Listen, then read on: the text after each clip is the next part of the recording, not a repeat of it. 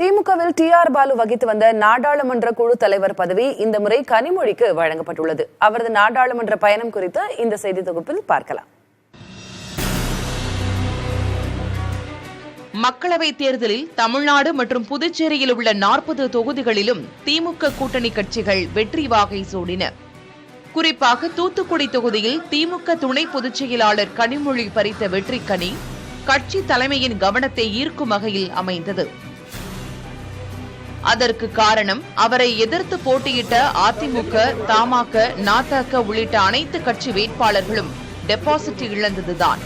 5,40,729 வாக்குகளை பெற்ற கனிமொழி தன்னை எதிர்த்து போட்டியிட்ட அதிமுக வேட்பாளரை விட சுமார் 4 லட்சம் வாக்குகள் வித்தியாசத்தில் பெரு வெற்றியை பதிவு செய்தார்.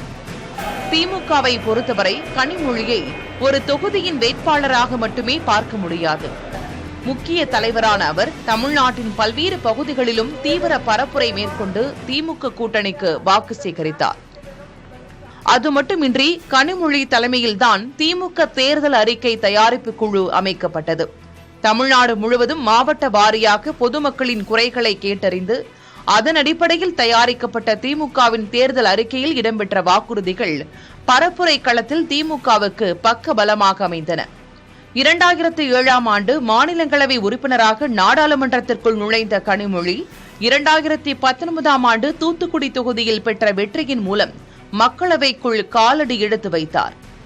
மக்களவை திமுக குழுவின் துணைத் தலைவராக தேர்வு செய்யப்பட்ட அவர் ஆளும் பாஜகவுக்கு எதிராக கேள்வி கணைகளை தொடுக்க ஒருபோதும் தயங்கியதில்லை.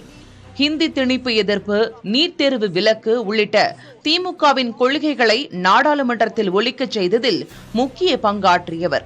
தூத்துக்குடியில் மீண்டும் முத்தெடுத்த கனிமொழிக்கு முக்கிய பொறுப்பை வழங்கியிருக்கிறது திமுக தலைமை. மாநிலங்களவையில் 12 ஆண்டுகள் மற்றும் மக்களவையில் 5 ஆண்டுகள் உறுப்பினராக பெற்ற அனுபவம் மூலம் திமுக எம்பிக்கள் குழுவை வழிநடத்தும் பொறுப்பை கனிமொழி திறம்பட மேற்கொள்வாரா என பொறுத்திருந்து பார்க்கலாம். புதிய தலைமுறைக்காக செய்தியாளர் தென்றல் பிரபாகரன்.